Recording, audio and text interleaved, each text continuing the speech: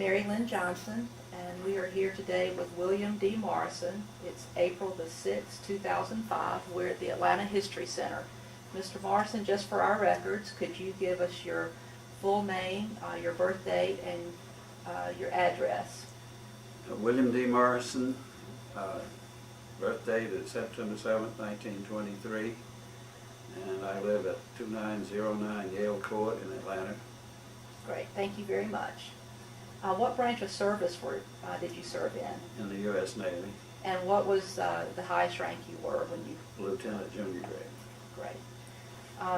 We're going to talk a little bit about the years or the time leading up to your entrance into the service.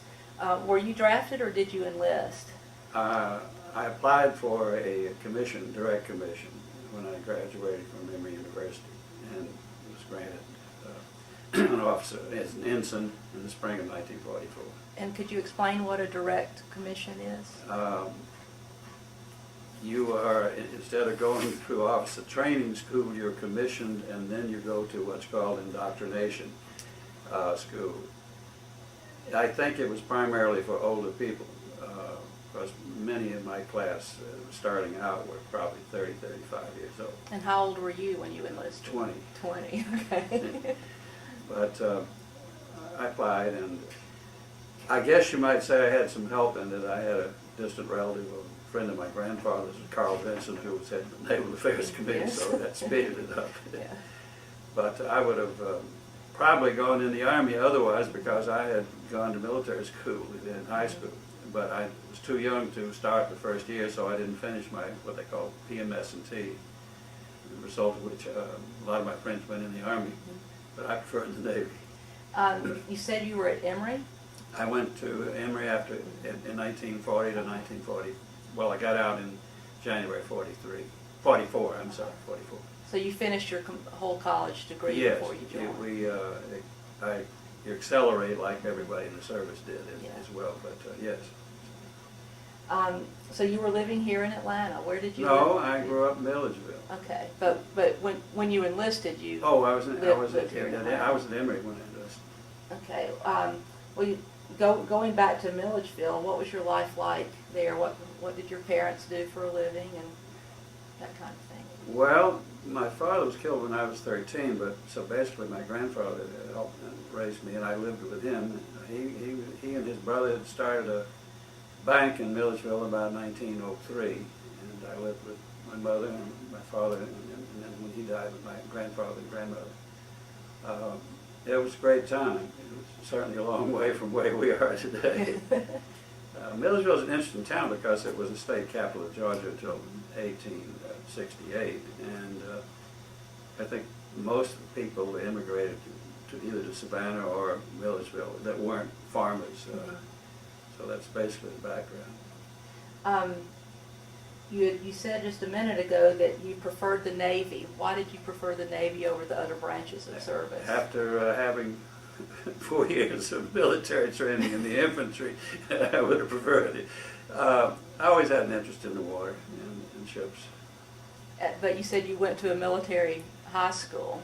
Yes, Georgia Military College as a junior college, and actually in my day, all the boys went there, girls went to a separate high school, and I had 3 years of training as an infantry. Frankly, I thought the Navy was a better place to be than the infantry in World War II. Well, you had the experience of seeing the war develop, I guess, Yeah. and that helped make that decision. Do you recall your first days in the service? Oh yeah. What were they like, and what were you feeling? Well, I got the commission, but they were backed up in the training, so I had to wait a month or 2 months, I guess. And the training was at Hollywood Beach, Florida, in the Hollywood Beach Hotel, which was a resort hotel. The only trouble was I was on the 6th floor, and we were not allowed to use the elevators, but it was interesting. It was rather strenuous, and I felt sorry for the older guys in our class. because they put you through a strength test and run up the beach and all that sort of thing, and they give you all your shots the same day, and then after that, wham, they gave you the weekend off. So when you say older guys, this is referring to the ones that they were in the their ones 30s. in their 30s, yeah. You mentioned Some of before. them brought their wives who lived in town. Or you, could you just not, could wait to get trained and be involved in the war? Yeah, I think everybody You're very wanted excited to about get it. out where the action was. Tell us a little bit about what it was like at the school down in Hollywood, sort of on a daily routine, or anything significant that you remember. Well, thinking back, it's 60 years now, what I can remember. It was pretty concentrated. We went to class, took navigation, seamanship, and all those types of things. And there was a lot of drilling and athletic calisthenics, I would say. So that you got up about 5:30 and you went to bed about, if you were lucky, 10 o'clock at night. And so it was very little time off except on the weekends. Do you remember any particular instructor or friend there that really stands out in your mind? Well, my best friend there was killed at Iwo Jima. He shipped out before I did because I continued my training in small boats longer. Yeah, he was quite a character. His name was Stewart, but I don't even remember his first name now. What was so memorable about him? He was sort of a man's man and a lady's man, and just full of life. Was he older than you? I'd say he was probably 4 years older than I, yeah. Um, But a lot of the others were married, so you didn't see them that much on the weekends. Anytime they could get off, they went to see with their wives. And you'll see from that photograph of the class there, there's a lot of wives. Right. I was wondering where the women came from when I saw them. Well, the one I'm with is not. I wasn't married. Yeah. It was a native. Well, did you have any brothers who were also in the service? No, my brother is 8 years younger, Okay. so he was not. No. Was it a hard time for you to make an adjustment from civilian life to military life? No, you were so young. It was sort of a big, exciting experience. The main thing I remember is you never got much sleep. Mm-hmm. But no, I don't think it was hard. What kind of things did you do when you had a leave or a few hours off? Well, when Hollywood Beach is near Miami Beach, and it was all blacked out and shut down, but they still had the hotels, and you'd meet at a bar or someplace, and they had the lights blanked out, so you didn't show the lights out to sea. That's about it. Entertained yourself. That's right. Yeah. So you were serving in World War II. After you left Florida, where did you go? To advanced indoctrination at Fort Schuyler, New York, which is where the Throgs Neck Bridge is today, crossing from to Long Island. It was an old Revolutionary War fort that I think was eventually taken over by the Merchant Marine. The Merchant Marine Academy is right across the water. This was the entrance into the East River in New York on Long Island Sound. So it was very close to New York City. Yeah. Oh yeah. When we checked in, we didn't. You had till midnight legally. We were supposed to check in probably sooner, but we all met in New York City for the day. Yeah. And about 6, 8 o'clock at night, I guess we decided to get a cab. They first took us to the Women's Wave Academy at another college, and nobody knew where Fort Schuyler was. Then we eventually got there about 11 o'clock, and they weren't very happy. So they put us up in the Merchant Marine section of the Navy had these wooden barracks, and the Merchant Marines that were using this old fort, stone fort. Well, how long did you stay at Fort Schuyler? All these training courses were about 2.5 months, and then after that, some of them, like Stewart, shipped out on assignment. They sent me down to Fort Pierce, Florida, to train in small boats. Small boats were LCVPs or LCMs, which LCVP stands for Landing Craft, Vehicle, and Personnel, and the LCMs were for tanks. They were bigger. These are about 35 foot landing craft, Higgins boats. Right. Yeah. So back to Fort Schuyler before you went to Fort Pierce. What kind of things did you learn at, in advanced indoctrination school? Well, I took advanced navigation. It was more of the same, but more intense in seamanship and handling a ship and knowing ships, and we did decoding and all types of things. I don't really remember. Yeah. Well, then you went to Fort Pierce, and that's back in Florida? That's in Florida. Fort Pierce is north of Palm Beach, and it still hasn't changed a lot. Well, it has, but the way I was. Hudson Island was across from it, and the Navy took that over, and they had the CVs, they had the amphibious craft, and they had what's now called SEALs, or underwater demolition it was called then. And we did practice landing. Each officer would have 6 of those LCVPs with crew, so you were training them, and you did a lot of beaching, all of them down there. We, I was later going out, and I mentioned some of the others, because in one of our practice beaching landings, like an invasion on the beach, my coxswain got panicky, so I took the wheel, trying to back off, and there was a sandbar, and it hit the rudder and spun it and caught my arm and broke. So I was in the hospital. They stuck me in the hospital instead of a tent for about 4 weeks. But altogether, I was down there several months until they signed me to an LST. While you were there, I assume people were coming in and out all the time, being shipped out, and new people coming in to train. Continuous rotation. Did they ever, or how did they keep the men informed about what might be happening, or was it sort of a hurry up and wait kind of thing? I think it was a minimum of 2 months training, and then after that, it was just a matter of getting the ship to be assigned to, and when the ships were ready, we were turning out those LSTs pretty fast. The one I was assigned to, they were waiting for it to come back from Europe. It had been in Normandy and southern France invasion, and so I waited till it arrived in Norfolk. Okay. And after Fort Pierce, you went to your ship, obviously, maybe in Norfolk? I had some notes, and I reconstructed sort of roughly where we went and when.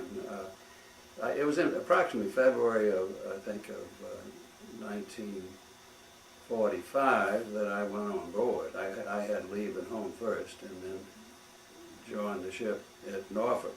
I got in a few days before the ship arrived, and they used me as an officer courier, where you padlock a briefcase to your arm and carry it from one command, one area to another. The LST had to be repaired. It had been in the Normandy invasion and in southern France, but they also took off 4 of the Davids and 4 of the LCVPs. There were 6 on an LST. And so I went aboard reported aboard around the, I think, 5th or so of February. Just about when they were ready to leave, they had already replaced these in New York, and then we sailed from Norfolk, I think, around the 5th of February. And this is 1945? 1945. I was what euphemistically was called a supernumerary. What's a supernumerary? Well, the Navy's interpretation, it's an extra, unessential, it doesn't mean unessential. The Navy was anticipating 1 million casualties in the invasion of Japan, which was expected to take place sometime the next year. And so they had bigger staff than was needed for there were about 7 different officer duties on an LST. They already had a small boat officer, so I didn't have to be the small boat officer. But supernumerary meant in preparation of a lot of casualties. That's what it meant. So the exec of the ship, who was normally the navigator, didn't like getting up at an hour before sunrise, so he was happy to have me take the navigation's job. So it's one of those duties as assigned. Well, I kind of stood thing. watches every day, as all the officers did, and I had duties as assigned, but I still was probably helping the guy with Yeah. the two small boats we had, yeah. Well, what does LST stand for? Landing ship tank. Landing ship tank. So it was- 360-foot long bathtub. I was going to say it must be a pretty big ship. Yeah, So- pretty, well, we had about 130, I guess, crew and officers, 7 and 8 officers. And how many tanks would a ship like that hold? Oh, from memory, I would say on the tank deck, probably about 12. And what other kind of equipment did you carry? Trucks. We did a lot more trucks than we did tanks.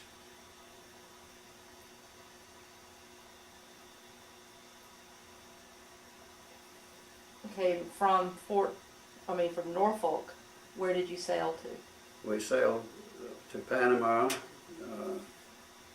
on the Atlantic side, and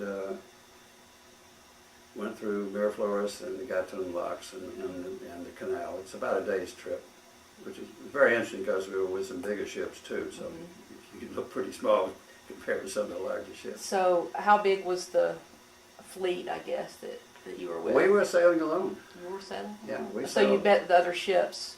Oh, just at I meant Panama. coming through at the Okay. same time. Okay. Yeah, there was a back, they usually back up. We had to wait a day or so in San Cristobal on the Gulf or the Atlantic side in turn to go through. No, we went all the way to Pearl Harbor alone without escort. And so we left Panama. It took about 28 days. We flank speed on an LST, or maximum speed was about 10, 11 knots, and we cruised at about 8.5 knots. So it took us Long quite day, yeah, yeah. long hot days. And how long were you at Pearl Harbor? Just a very few days to resupply and join up with the convoy. So we refueled and supplied, and because we were going all the way to the Philippines, that's where we headed. And how big was the convoy as it left? About 100 ships, And what kind of ships were they? LSTs. They were all LSTs? Well, there were destroyers and Okay. escorts.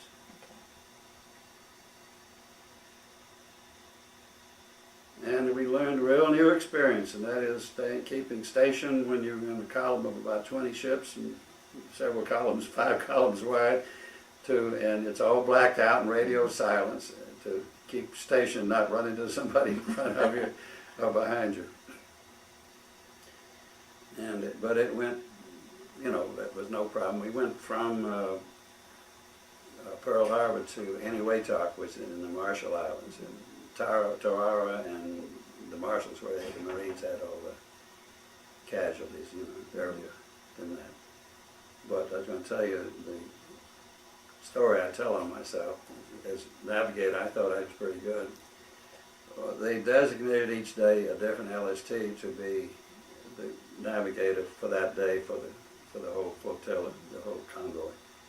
And I happened to get it the day we crossed the international date line, 100, well, you gain a day. And I was a little nervous, but I took my sights, got 4 fixes instead of 2 or 3, and shooting the stars with a sextant, and I got everything just right. Well, when I calculated the plot, it just didn't look right. We were about 50 miles from where we should be. Using dead reckoning, you take your speed and how many hours and your approximate course. And it just didn't. But I checked it 3 times, so I sent it in, and I got a message back from the flotilla commodore. He said, "Get a new navigator." I found out what I did wrong later, but when you cross over the international date line, you use a different table, and I'd never been in the Eastern Hemisphere of the world, so I had no training. It was just a dumb oversight. Well, was that something that people laughed about, or was it like a really serious thing? No, I just think they obviously the Commodore did, even though he assigned a different ship each day to do your position fixes, he had his navigator do it also. Or were you ever allowed to be navigator again? Oh, I stayed Okay, navigator. Yeah. Oh, in spite of it. Yeah. It gives you a good lesson. Yeah, I bet it does. Because after 3 times I was sure I had to be right. So you said you sailed from, eventually arrived at the Philippines, so you went through the Marshalls. We went in Waitak, and well, I got another experience I'll tell Okay, you about. please.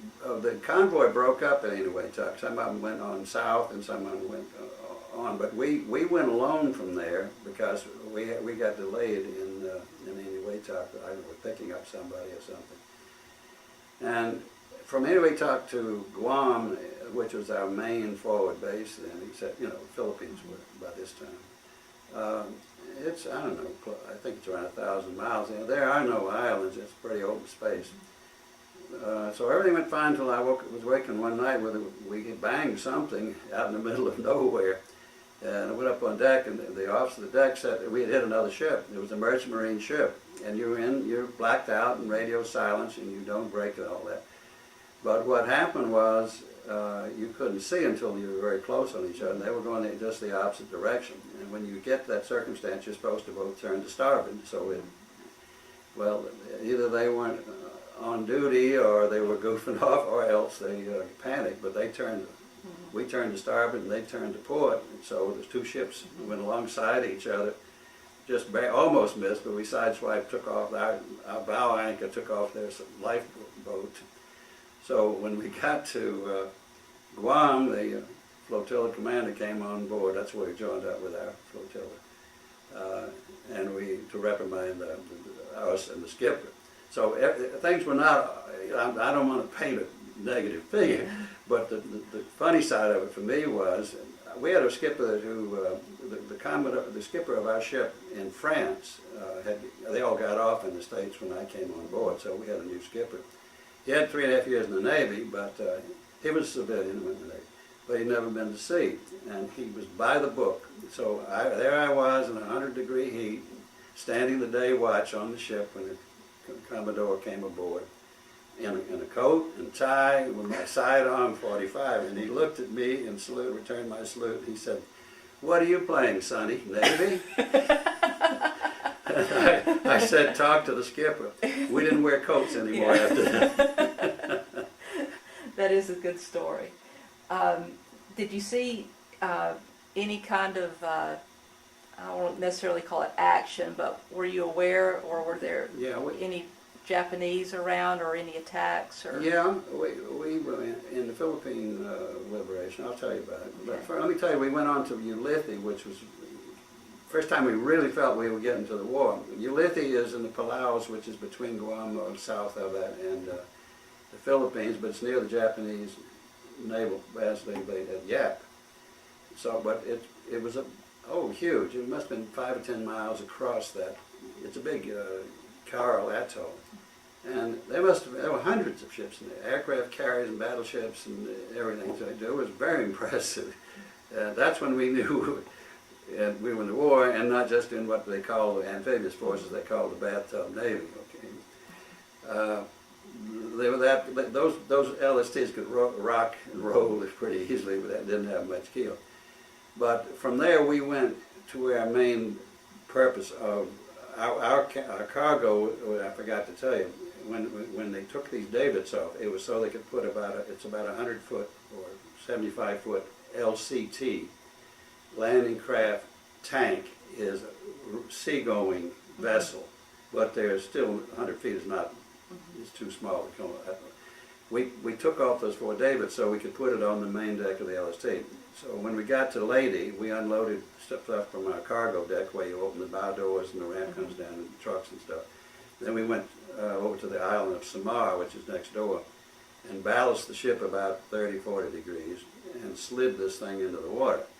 And we'd hauled them all the way from Norfolk, which is about 13,500 miles. So we were glad to get rid of it. So this was another ship It sitting was on top of another yours? ship. They were on their own, but they were inter-island rather than ocean going. Yeah, so that was the reason that I was a navigator and not smallboat officer. We had to take off 4 of our 6 LCVPs to make room for this thing.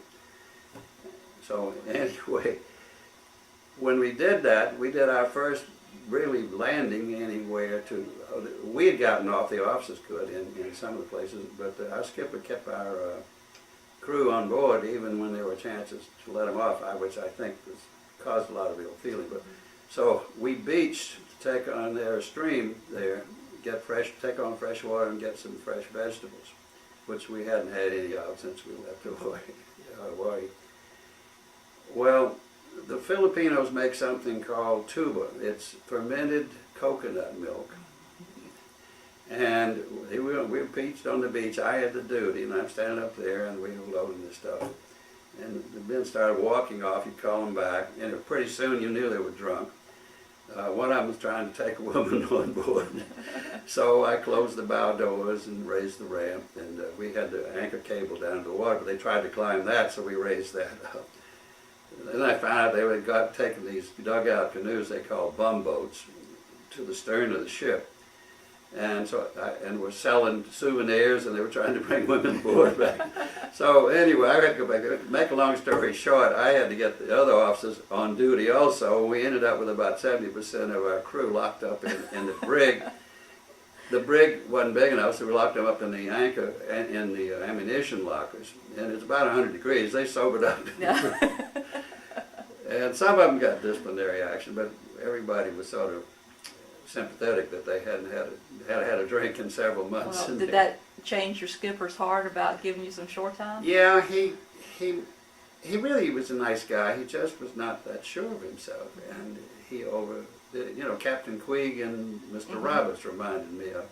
The captain made him chip paint with their dungarees on and that hot, but he sat up there and he had one of these pipe-made canvas chairs, and they were furious all the way coming across. While they're chipping paint, he's sitting there in the sun.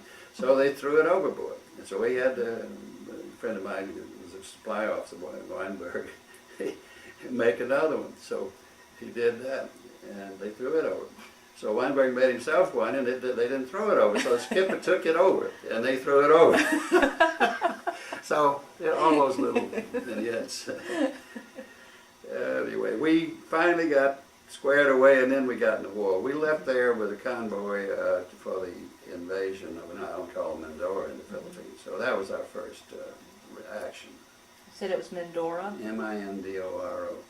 You go south through where they had that big lady battle, and through the Straits of Mindanao, and west. It's about 1,000 miles. It's in the southwest part of the Philippines. And the invasion had just started there. It was our first encounter with the kamikazes and bombers. They still had airfields, and the fighting was still pretty intensive. And they bombed the convoy.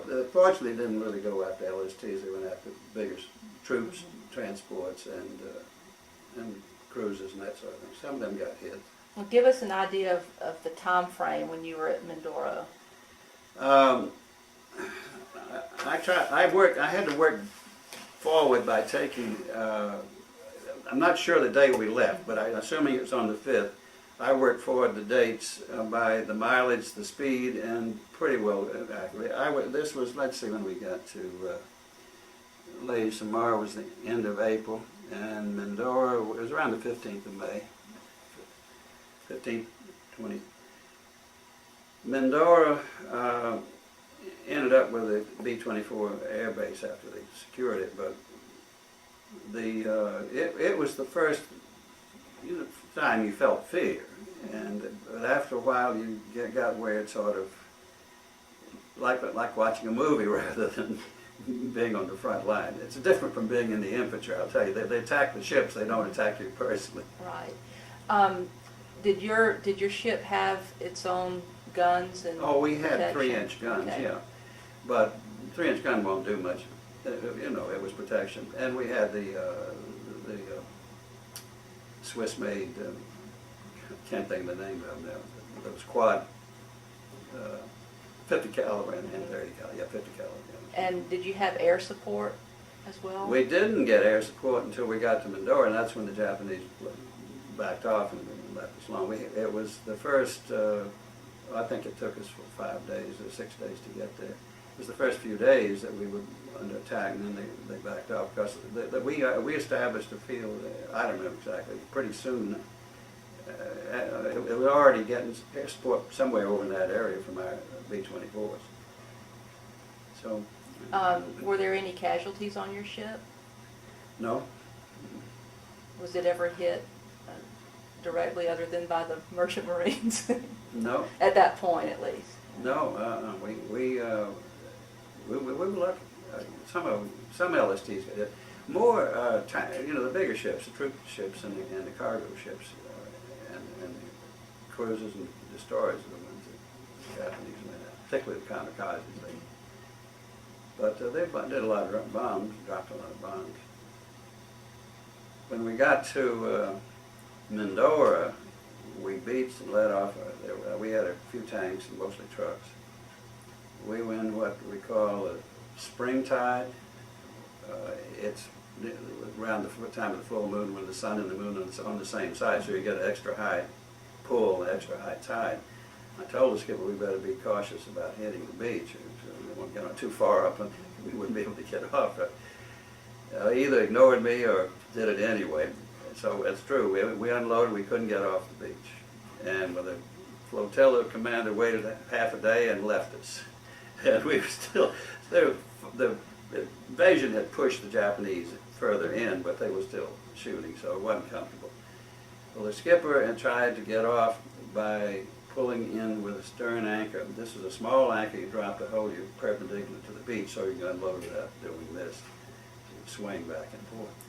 It's not made to pull you up. All he did was pull up a sunken duck, which is a landing craft, into the propeller, and we had to use a blowtorch. It took us 2 days to get it cut loose. So it sounds like your skipper might not have been making many fans. Well, no, and I don't want to, I don't want to be critical. We were all green. He was 25, 26 years old. I was 21, 20, I guess 20 then still then. I sometimes jokingly say we didn't beat the Japanese; they lost the war. We made lots of mistakes. Yeah. You really were pretty green. You don't learn a lot in a few months training, and particularly you learn at sea on the job is what it was. But after that, when we went to the invasion of Okinawa, we did just the opposite. We went too slow in, and the first truck off went glug glug glug into about 4 feet, 5 feet of water. But we came through it.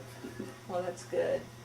After Mindoro, you started working your way north. Our main purpose, that was our last Philippine assignment. Within with the big action then was at Okinawa, where we invaded on the 1st of April. So this is a couple of months after the original invasion.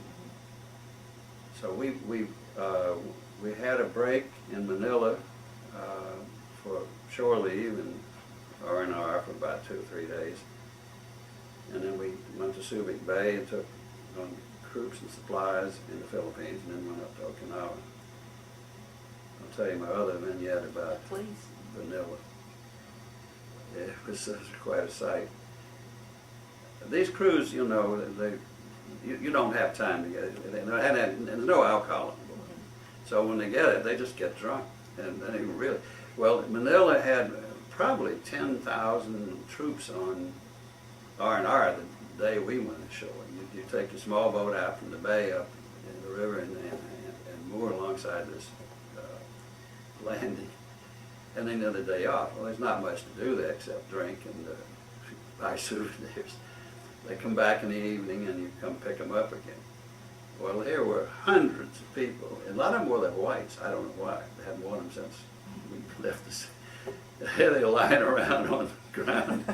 You had to literally lift them up, put them in the boat, small boat, get out to the ship, get a cargo net, and you'd put about 20 at a time in the cargo net, and you'd hoist them up and dump them on the deck of the LST. It was quite a sight. Anyway, that was the fun part. Then came the Okinawa. That was not fun. Well, tell us about Okinawa then. Well, We, again, about 100 LSTs in a convoy, and we went from Subic Bay, it's, I don't know, 850 miles up past Formosa, Taiwan today they call it, to Okinawa, which is the southernmost Japanese island. And the fighting was in the north and in the south, so they wanted us to land more in the middle. The middle is the whole island's volcanic. There really aren't any beaches. They're steep, rocky things. It's hard to find a location, and so they took us over to the west, some islands called Karamaretta, for several days until they could decide where to land. And that was where we really got jumpy. They used these suicide boats that put explosives in the bow, and at night they'd ram the other ships there. So they were boat kamikazes. We also, Okinawa, they had bombers every day and every night, and it was scary, but it was also fascinating. You know, it was spotlights, searchlights, and all this action. But the part that was worst over there was we all shot like crazy, you know, and you use traceable, every fifth round is traceable, and they're going everywhere. We were shooting up ourselves more than we were the boat, so they designated the LSTs would not shoot. Only the experienced boats with bigger guns would shoot. So that was an interesting one. We landed and discharged, and on that rocky beach, as I said, we first went off. We overreacted and didn't go far enough in. But so the tanks and trucks that you had on board ever since Norfolk, I guess. No, we took those okay. on the Philippines. You took them, so you were empty going into the Philippines. Yeah. So those were everything always... we brought from the States got off in Leyte and Samoa. Mm-hmm. Then we took troops and more over to Mindoro, and they there. Then when we went up to Subic Bay, we loaded up. Okay. Yeah. So that equipment was all designated for Okinawa. Yeah, that was the main battle. Yeah. Japanese dug into those caves, and it was really pretty brutal. Yeah. A lot of people killed there. Was your battle experience just from the boat? Did any of y'all have to go ashore at any time? Sometimes, but we didn't have any assigned duties. You may have to go check on something or go see something, but we weren't in hand-to-hand where the hand-to-hand fighting. That was more, it was inland, several miles from where we were. A minute ago you mentioned the time frame when you were there versus when the main battle of Okinawa. Mm-hmm. Could you say that again? Well, the invasion took place on the 1st of April, mm-hmm. and we were there in June, I think. Early June. 1st of June, okay. Yeah. A couple of months. But it was still intense fighting, and the fighting in the south lasted quite a while. The Japanese chose to die rather than surrender, and it went on for months, right up till the weather. It was still going on when the Japanese surrendered. Then we did several of those, 2 more of those. We went back to Subic Bay, and the second time it was very interesting to me. Each of the 100 LSTs had towed what they call crash boats. Crash boats were 4 men, Army personnel they used. I don't know why. They served picket duty around Okinawa, and they picked up our down flyers and called in from about 50 to 70 miles away that the Japanese planes were coming. We took on to Subic Bay, and when we went, the 850 miles took us a couple of weeks because we got off of Formosa about several hundred miles in the Pacific when we hit a typhoon, and the typhoon got up to the top, was about 120 knots, which is a lot of wind, and the ocean and the seas were between the trough and the top of the wave was about 100 feet. And it rocked us. It was you had to go slow, hard to stay in formation. It was difficult to do it. You were constantly measuring how far back you were. you don't sail a course towards something, you sail the wind, so you keep it on your port bow. That gives you the least rocking and problem.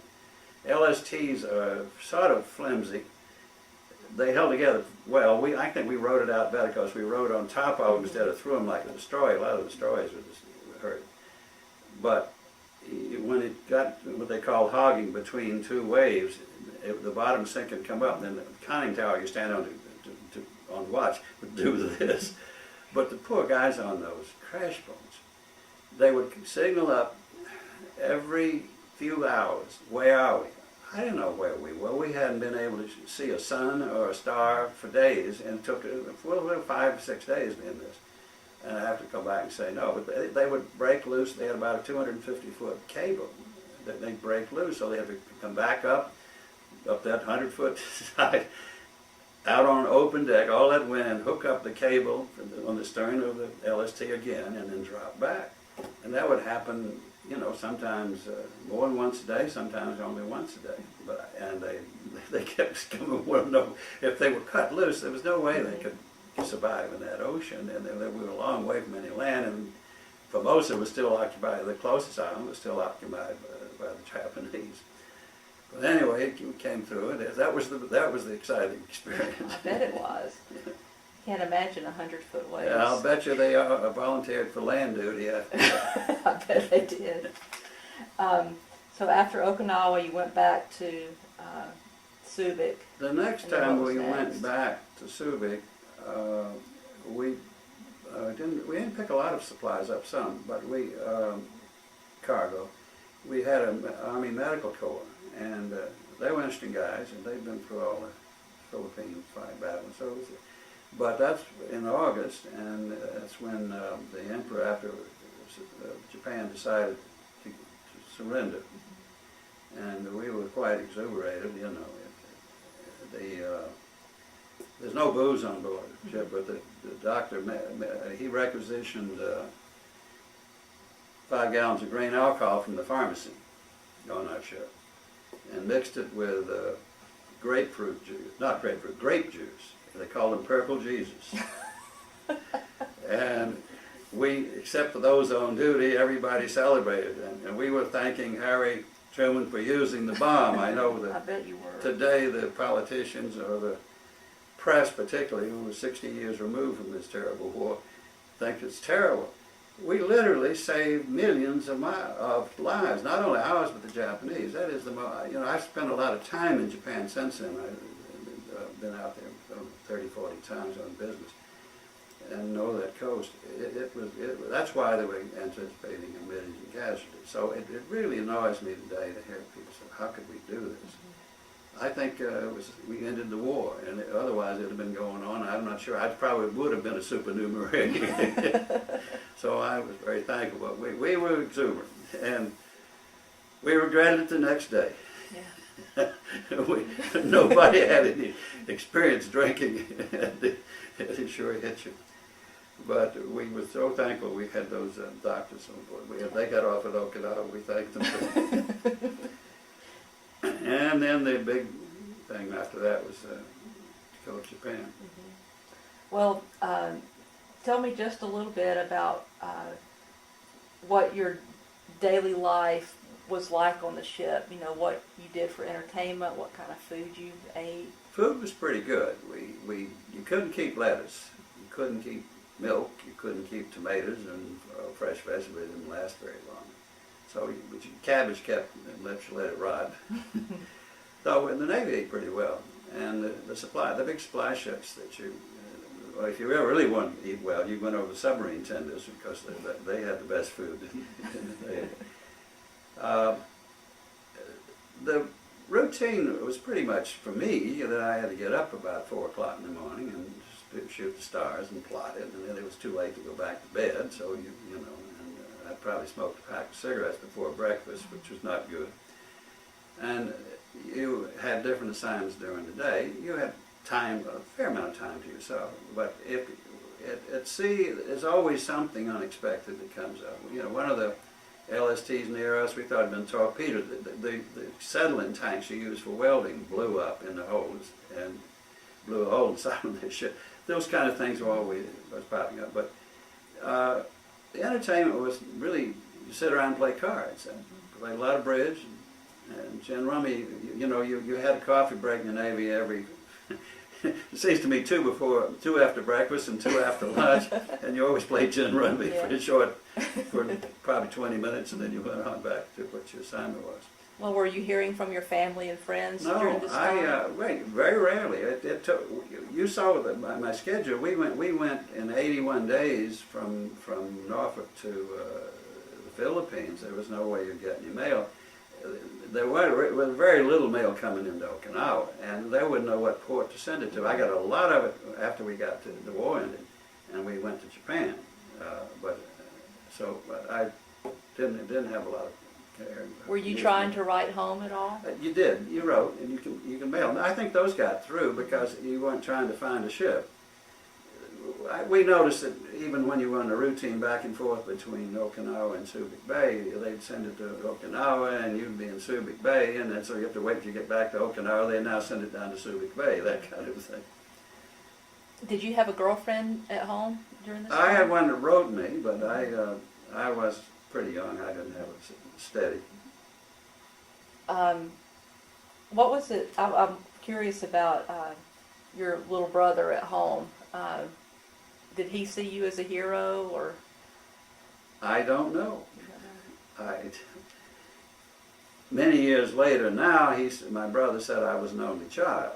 So that means probably not. Yeah, I think I've seen pictures all the time. He had playing with a rifle and so forth. But no, I didn't. No, I really didn't have much contact while I was out there. Did you miss that? I mean, were you homesick or wanting to hear from? Well, yeah, she wanted to know. Grandparents and your mom. Yeah. It must have been really hard for all of y'all. I mean, because everybody's on the same ship and in the same situation, and not hearing from friends and family. Yeah, that's right. And particularly for the married men. Yeah. So after Okinawa, it's a good stopping point. Let's flip the tape over.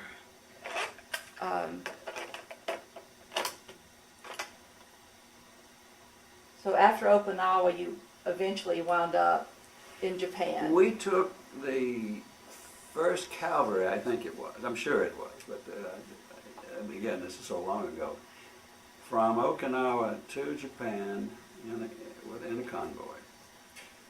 Right after the Japanese surrendered, we picked them up in Okinawa.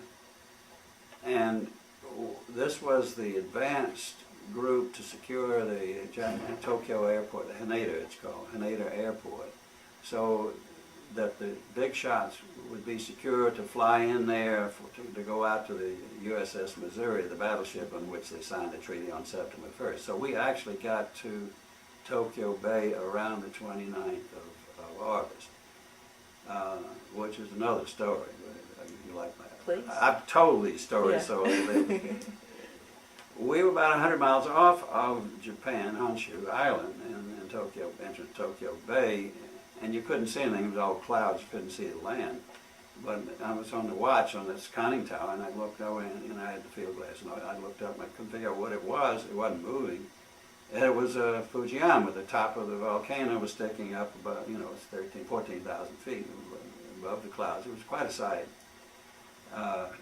But when we got to, just before we got the Japanese minefields going to the bay, they gave the flotilla commander had these orders, the location of these minefields and the channels through them. For some reason, they sent them to us, all the ships, in code. I don't know why. The Japanese gave them to them, and then they sent us in secret code. By the time we broke the code up and decoded it, and then to plain English, and then I plotted it on the charts, we were halfway through the minefield. But the big ships go first. They evidently had it sooner, or they were better than we were. So we just followed the big ships, and we followed the others. But the irony of it is what struck me. Wow. Well, you weren't going to stop. They weren't going to stop and wait while you finished. Yeah, plotting. But it puts a lot of pressure on. I bet it does. What kind of things did you do while you were in Japan? I'm a little vague. I kept this kind of record and told the story. The best I remember, well, first of all, we stayed in Japan, except I think for one trip, and I'm not sure which Japanese island. We repatriated some Japanese troops back to Japan. We stayed there from the 29th of August into November. We were around various parts of Tokyo Bay, Yokohama, and then for a while we went down to Yokosuka, which was the big naval base, a Japanese naval base. And the Americans took it over. It's in a long peninsula. It sticks down, and that's right at the entrance where you come into the bay. We had a typhoon while we were there. That was very vivid. It came in the end of September, I think. And we rode out on the mooring without dragging. Some of the other LSTs dragged the anchors and washed up on the breakwater. They didn't sink. I mean, they were damaged. So that was quite vivid, and you wondered whether God was with you. Mm-hmm. Other than that, I think the thing I remember the most was, I stayed on, I got my promotion in, I think in November. It would have been 6 or 7, it would have been, 18, 19 months, whatever. Anyway. When the war was over, the skipper and the exec went home, and they turned the ship over to this Lieutenant Weinberg I mentioned to you. And I was reassigned because there were too many that didn't need another lieutenant junior grade. So I went to Yokosuka base, naval base, for a while, and I got to know the Japanese. But the other thing that struck me, is I thought was interesting, at least it was observation. They let us, within a few days, I'd say like the 7th or 8th or 9th, they let me take 6 enlisted men. I had to wear a revolver. We took the train from Yokohama up to Tokyo. And the first thing I noticed is at Haneda, backtrack a minute, everything was bombed out. All these buildings were just shells. And what was interesting to me was the first cavalry we unloaded there around the end of August. Within a day, they had scaled up the top, the 6th floor of that building, and they put 1st Cavalry, first in Manila, first in Tokyo, and 8-foot high letters. But when it took the train up, you really got away from those shells into where the wooden houses were. There was a 20-mile stretch. It was just the firebombing. It wasn't the atom bomb. Firebombs just they'd wipe out the whole area. So 20 miles, square miles, it was nothing. We were a little nervous. I guess that's why he took a gun. Didn't know whether the Japanese were going to be angry or what, but they didn't show any anger. They just showed apathy and depression, I'd say. They were really beat. They'd been rough on them. And how long were you in Japan? I was there until, let's see, September, October, November, December. I was there for about 4 or 5 months. On the ship and then on shore. I met some Japanese officers, naval officers. It was interesting. When you're fighting, as I say, the Navy was more you were shooting it at the ship or they were shooting at your ship, not hand-to-hand combat. So it's a different thing psychologically. After the war, over the years, I set up several companies, joint ventures in Japan. I've gotten very close to the Japanese, and I admire them in many ways. Yeah. When were you discharged? I finally got assigned. They sent my LST down to Halmahera, and when I got to Yokosuka, I was flown down to Saipan. I think it was, I'm not sure, I think it was the end of January or thereabouts. And This would be 1946. And I was assigned to the USS Patapsco, which is about a 380-foot, we carried aviation gasoline, Navy tanker. And the skipper got off, he's an old Mustang, he'd been promoted during the war, and he went home. He hadn't been home for years, his mother was sick. So there was a Lieutenant J.G., well, 2 Lieutenant J.G.'s, I was one of them, Worth. He became the acting skipper, and I became the acting exec. But we did about a number of runs between Saipan and Iwo Jima carrying gasoline. We were shallow inshore type of a tanker. And then the wiring got unsafe on the catwalk going over the tank, so they switched us to automobile gasoline. And we did several of those and then got our orders to go home. So we brought the ship back to Honolulu and then San Francisco, and the Wish got off, and then it went back through the Panama Canal and then up to New Orleans, where we decommissioned the ship in May. And then I didn't get my discharge until I went home on leave, and then I got to go down to Charleston Navy Yard, and it was July when I got my discharge. Just real briefly, can you tell us a little bit about what it was like for you being civilian again? Was it a hard adjustment? What kind of things went through your mind? After 60 years, I'm not sure. It was great to be home, and great to have the war over. But it was an exciting experience. I mean, you're young, and you don't think about dying when I don't know, it's a funny way to describe it. But I was anxious to go on and get back on my career. But it was very heartening to go home and be home. You know, if we had gone that long and not seeing it, so it was great to see my family. You were about 23 or almost 24 when you were discharged? No, I got out in 1946 in July, and in September I would have been 23. Okay. So I got in when I was 20, and I got out when I was 22, but I was about 2 months away from being 23. Yeah. So where were you actually discharged, in New Orleans or? Yeah. Okay. No. In Charleston. In Charleston, yeah. That's right. No, we decommissioned the ship. Okay, that was in New Orleans. Yeah. Okay. Did you go back to school at that point, or did you? Yeah, I applied. You accelerated during the war, and so I was a class of 44. But I finished in January '43. I applied for the commission. I hadn't heard back. I'd started on my PhD, doing some work with Dr. Jones on a PhD. When I got back in the Navy, I knew I didn't want to spend 5 years getting a PhD. So I applied at Harvard Business School, and I got in, but not until I think January of '47. So that semester of between July, the fall semester, I went up to Emory and took a course in economics and drank beer with a fraternity brother. And went to see all my friends again. Well, while you were in the service, did you make any friends that you stayed in touch with for a while, or maybe you're still in touch with? Yes, some of them I couldn't find. After the war, you asked what I did. One of the things I did was go up to see some friends in Washington and in New York City and Boston, and some of them were shipmates.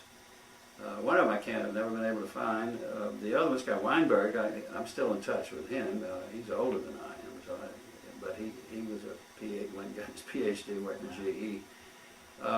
Don Holton went to work for Shell, and in Houston I still see him. We have reunions of this AOG. The LST doesn't. You have reunions with the what? The USS Patapsco, the tanker I was on.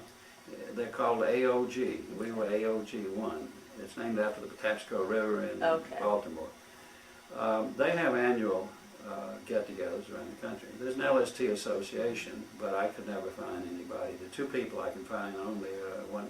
Dick Long is up in Maryland, and this guy Weinberg is upstate New York, but they don't go to these. So I've not been to those. But, Those lifetime friendships. Yeah. Did your military experience influence your thinking about the war or about military service generally, or did it change at all as a result of your personal experience?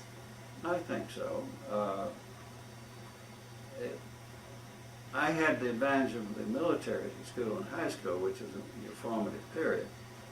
I think it teaches you self-discipline, it teaches you the loyalty, and it teaches you dedication to your country. And it's far cry from what I see now. You do what feels good, and to hell with anybody else. And that's so. Yes, I probably made a conservative out of it. We have just a couple of minutes left. If there's anything you want to say in closing, or another story, or just a wrap-up comment, this is the time to do it. Well, I have so many, I don't know where I'd start.